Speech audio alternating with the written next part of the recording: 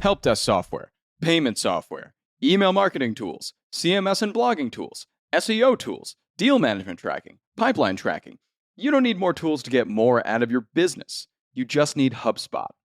Their all-on-one customer platform is a dream come true for every member of your team, with best-in-class campaigns and workflows to generate more leads for marketing, category-leading pipeline management to help sales close more deals, powerful AI chatbots, and a knowledge base to help service teams scale, and it's built to deliver results and revenue faster to help your business grow.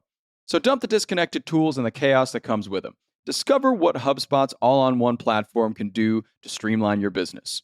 Visit HubSpot.com to grow better today. Good morning, everyone. It's July 2nd. I'm John Weigell here with Juliet, Bennett, and this is the Hustle Daily Show.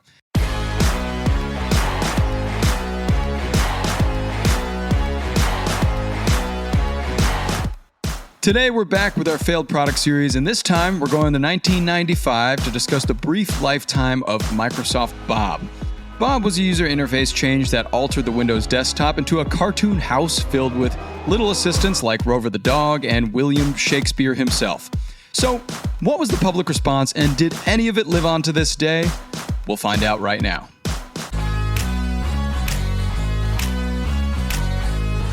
Okay, to dive back into our failed product series, we're going to have a chat about Microsoft Bob, the much-hated cartoon house user interface that was quickly discontinued about a year after it was introduced in 1995. Juliet, what's the deal with Microsoft Bob?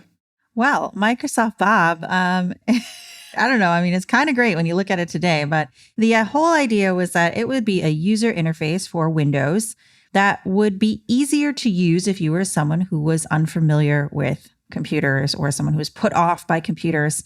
Here's what it looks like. Basically, on your desktop screen, instead of seeing the traditional user interface, you're going to see a cute little cartoon house. And in that house, there's going to be all sorts of little icons like a notebook and a calendar and a clock and a little money sign. And when you click on those, relevant applications are going to open, like a calendar, a financial planning app, things like that. And also, there's going to be a cool little dog named Rover. I can't tell what kind of dog Rover's supposed to be. I don't know, maybe like part golden retriever. I don't know. Anyhow, Rover's here to give you tips. He's like, hey, you looking to start a program? Just click on it. Hey, you trying to write a birthday message? I'm going to help you out. So it's very cute and probably really charming if you were a child. But most users were like, the heck is this shit? Yeah. In 1995, I imagine, though, the need to get people interested in computers and the need to get people kind of on board with it was a lot bigger than it is now. So I imagine this was, to me, kind of a good thought to get people to get invested in, especially to like get kids interested in 1995 in using computers and all the things that they could do. And how could you not love a little dog assistant? It's kind of like the Clippy of old. Yeah. And, you know, it was interesting because I read a New York Times article that was talking about Microsoft Bob when it came out.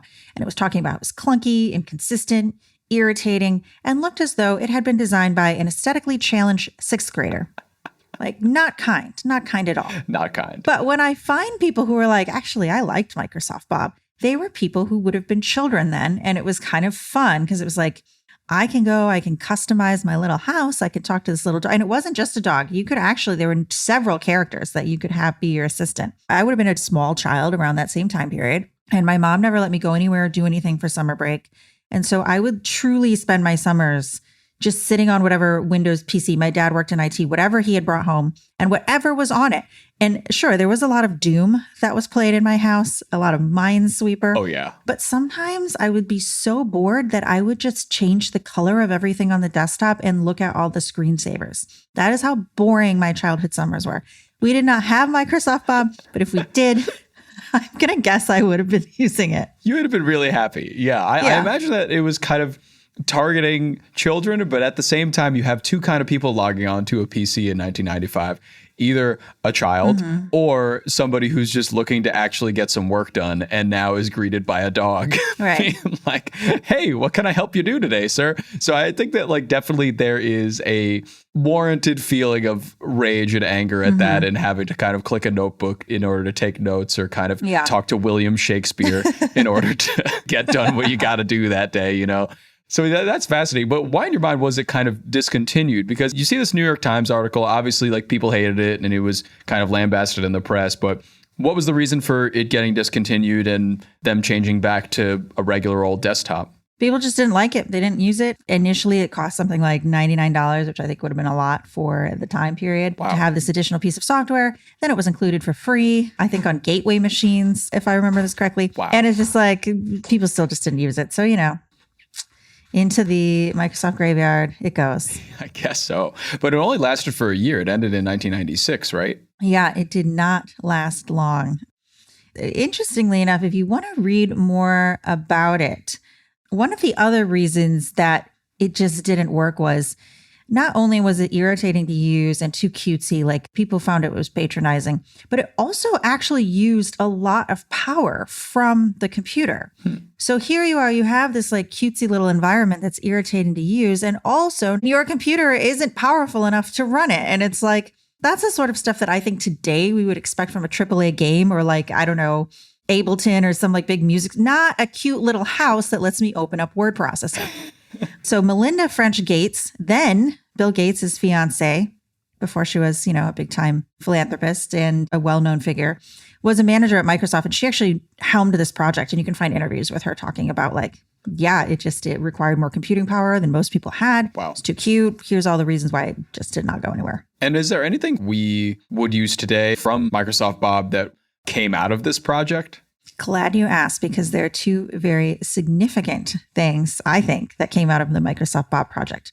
One is the software actually fueled a little guy you might know named Clip-It, also known as Clippy, the little paper clip that would show up when you were using Microsoft Word and offer various tips.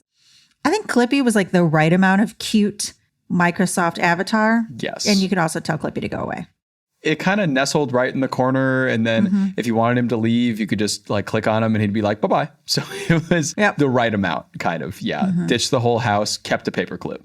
Rover remained on as a character who was a Windows XP search assistant. I don't remember Rover from my Windows XP search days. Neither do I. I do remember Clippy, of course. And the most interesting thing that I thought about this entire project. So Microsoft designer Vincent Kinnair was looking at Rover, and Rover's little speech bubble was in Times New Roman. And basically he was like, you know what? That's not how a cartoon dog would talk. Times New Roman, so formal. So he created a new font, which we know today as Comic Sans. Wow. For Rover. Oh my God. So it just memed out everything. Yep.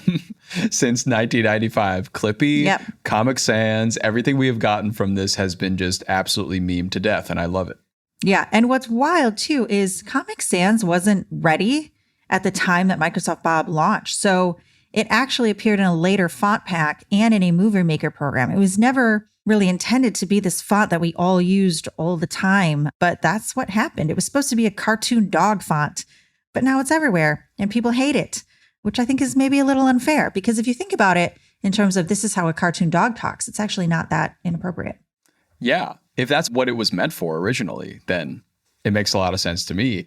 And there seem to be a lot of things from Microsoft Bob that kind of echoed to today. Like I can think of many kind of video game screens or title screens or main menus where you're kind of like, oh, like, let me check my log. And you like pick up a little book, or like, oh, let me start the new quest. And you kind of hop into something like, so it did kind of create this template for future experimentation in some ways. Yeah, it's something that I think we will see a lot more of, especially in VR. I know that the Quest that I've used, and even when I saw a little bit of the Apple Vision Pro demo at the Apple Store, it puts you in this very familiar environment. They don't have it anymore because Microsoft acquired it and then shut it down. But Altspace VR actually, I believe, also had like a little house. And if I wanted to change my avatar, I would go to the closet and pick a new skin. And so we are seeing a lot of this in VR. And I think it's kind of that same thing. It's like, this is an unfamiliar environment and we want to make it familiar to you. So here's a little house. Go over here, open the closet, get your new avatar clothes. Go over here. Oh, it's a park. Go see your friends. And like you said, video games for sure. I played Death Stranding and I spent a lot of time just hanging out in Norman Reedus's little house for some reason, so yeah, it works. Yeah. So it sounds like it contributed more than we thought it did, but still makes sense why it didn't exactly do the best in 1995 to 1996 in its short lifespan. But happy that we did get Comic Sans at least. Yeah, if there's one enduring thing, it's Comic Sans. And here, just to close us out, is a fun fact that I really enjoyed. Apparently, when Microsoft was ready to ditch Bob, it also was ready to ditch the domain name bob.com. And luckily enough, it was able to trade it to a guy whose name was Bob Kirstein. Great. Who happened to own the domain name windows2000.com. And they made this trade in 1999. Wow, how serendipitous. That's crazy. This guy's out here hustling. Truly. Wow.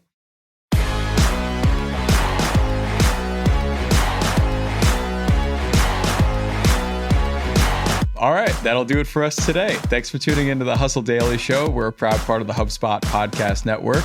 Our editor today is Robert Hartwig, and our executive producer is Darren Clark. We've got a lot more tech and business coverage in our newsletter. If you're not subscribed, go get yourself signed up at thehustle.co/email, and we'll see you later.